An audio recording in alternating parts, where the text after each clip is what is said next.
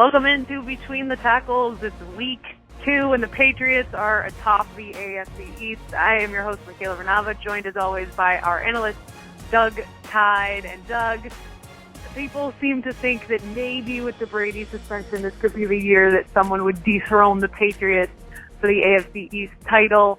And so far, the Patriots are the only AFC East team to win their season opener, and it was probably the most difficult challenge they're going to face without Brady.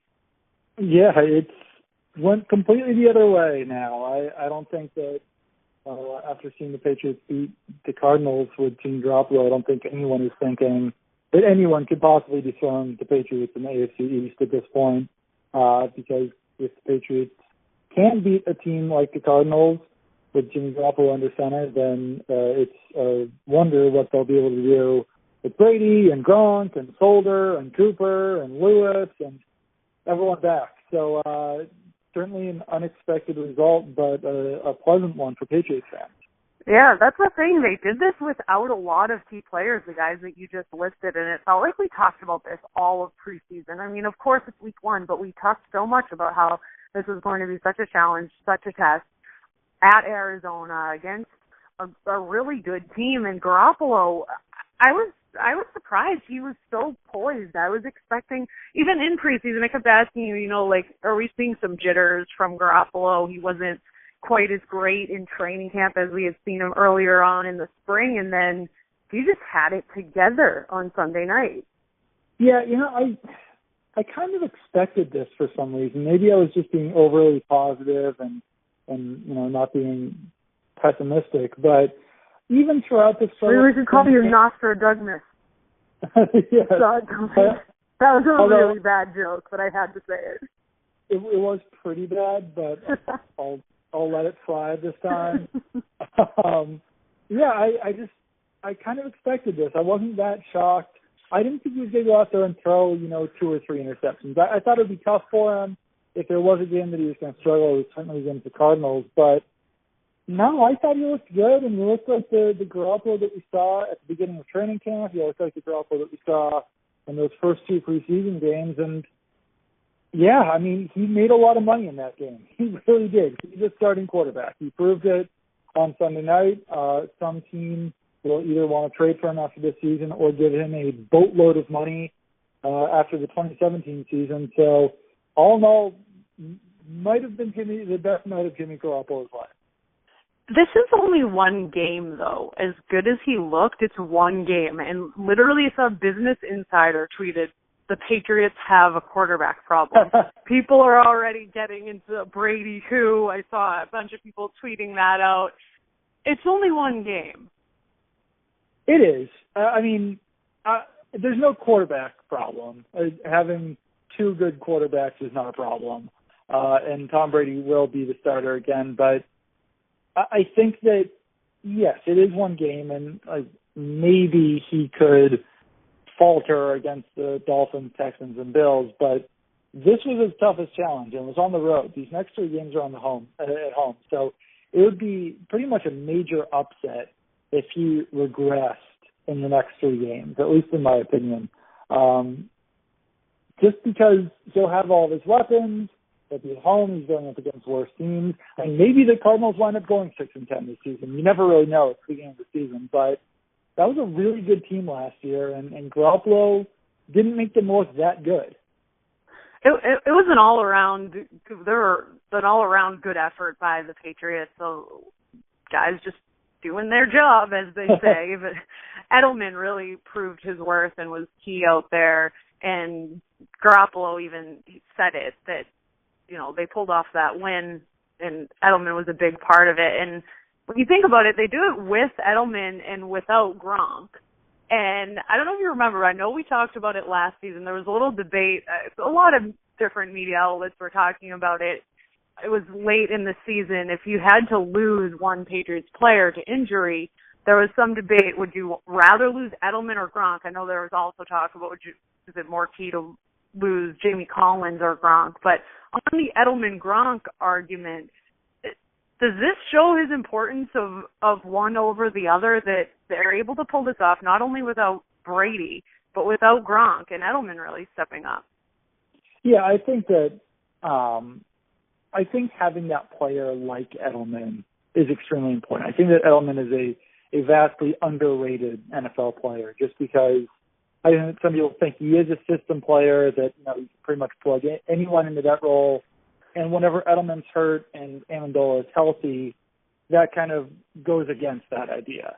I'd still take Gronk over Edelman just because Gronk is the best tight end in the NFL, and Edelman certainly isn't the best receiver in the NFL, but Edelman might be the best receiver in that role in the NFL, and he did have a fantastic game. For Edelman to catch 7 passes on 7 targets, he was consistent all game. He had some nice end arounds in the rushing game. So, I mean, I could see it being a debate. I'd still take Gronk, but Edelman certainly helped propel them to that win, especially during the first half when he seemed to be catching every single pass that Garoppolo was throwing.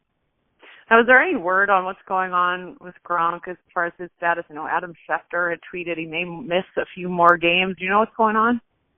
No, I don't, honestly. It's pretty tough to get a read on Gronk and the Gronk situation. Even, on Thursday and Friday, there was some speculation as to whether he was going to play, whether he was going to travel, whether he was going to travel on Saturday. And some very well-respected reporters had some wrong information about Gronk.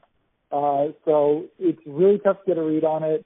I had heard Thursday night that he wasn't playing, so I think that kind of tells me a little bit that the Patriots are taking this pretty seriously.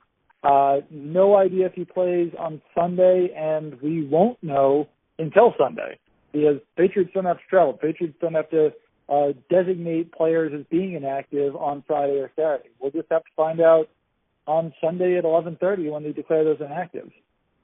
Looking big picture, could this, as well as the Brady suspension, end up being a blessing in disguise that they're going without Brady and without Gronk for the first few games of the season, and then they come back really fresh to head into the, not second half, but early or end of the first half and rest of the season? Yeah, I mean, I think that any time that a player doesn't play a certain amount of games, there's less risk for injury, just because the more games, the more risk for injury. So it could be. I'm not sure if we'll technically know if it is, because if they don't get hurt, then they don't get hurt. But no, I mean, I can kind of see that perspective, and I think that there are some positives to, play not at your best, which is what happened in week 1, because then when all those pieces do come back and when you are playing at your best, then you're probably going to be even better since you're, at that point, used to playing, not at your best. That was the worst way I could have said that. But I followed you, though. We arrived at the point, and that's what's most important. Well, on that point, Boomer Esiason has said that he thinks the Pats can go 16-0. What do you think about that? It's a pretty bold statement, but, I mean... I kind of agree with them. Yeah, I mean, after seeing them in the opener, it's like, who else is going to stand in their way, especially when they have guys that are going to be coming back? Yeah, I know it's an absurd thing to say because it's been one game, but I don't know. I mean, that was the toughest game on their schedule. So, and they won it with Jimmy Garoppolo and without Holder and Gronk and all the players I mentioned. So, I don't know. I mean, the Broncos are probably going to be tough, but it's Trevor Siemian. It's not Brock Osweiler or Peyton Manning, and I guess we'll wait to see how Siemian looks this season. I thought he was okay in his first game. I don't think that he was that great by any means.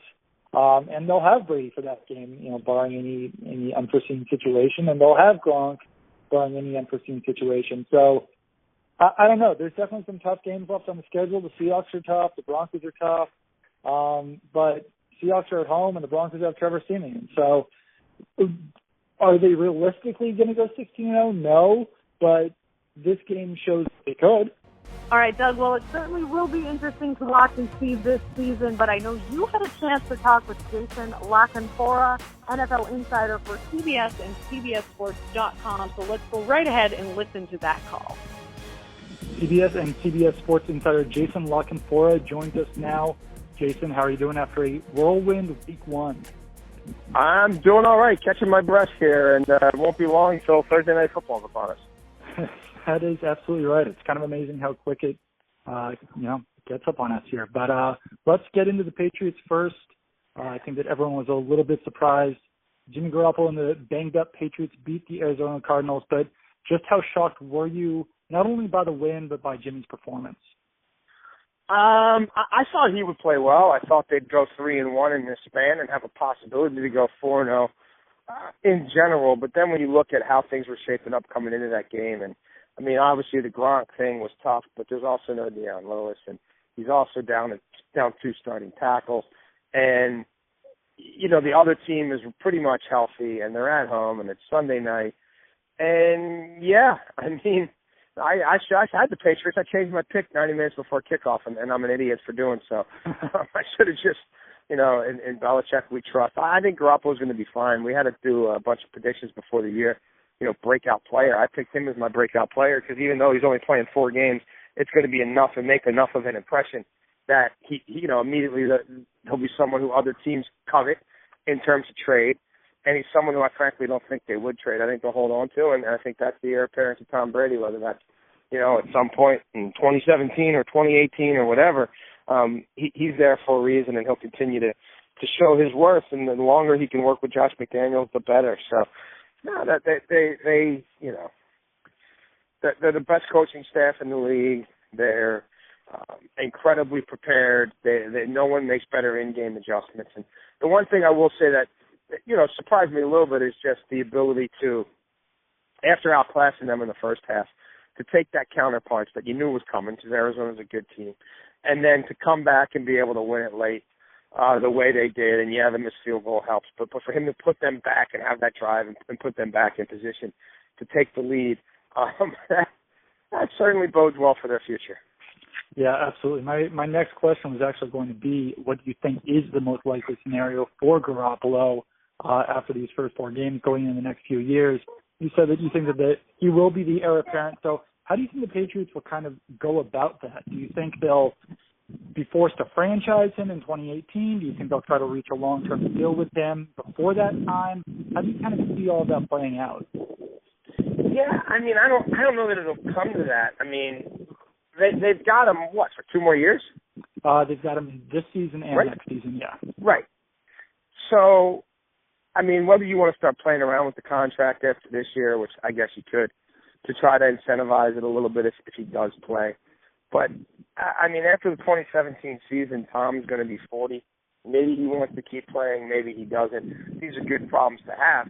But I don't think he's going anywhere. I mean, whatever teams might offer, it would have to be an absolute bonanza, I believe, for them to get rid of him after this year because they know the importance of having a potential franchise quarterback. And, if they have to franchise him, if it comes to that, if Tom's still playing and whatever in 2018 and Tom's going into 2019, I mean, we're way, way down the road now. Yeah. A team may have moved to London by then for all we know.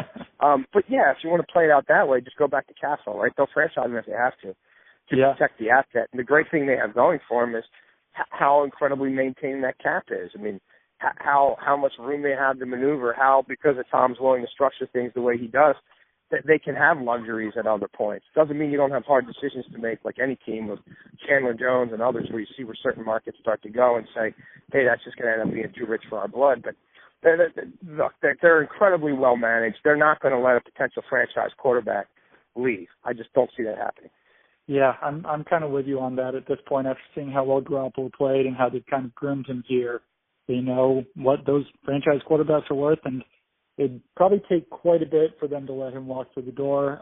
Getting into kind of the rest of the league, Patriots' next opponent, Miami Dolphins, kept it close against the Seahawks in Week 1.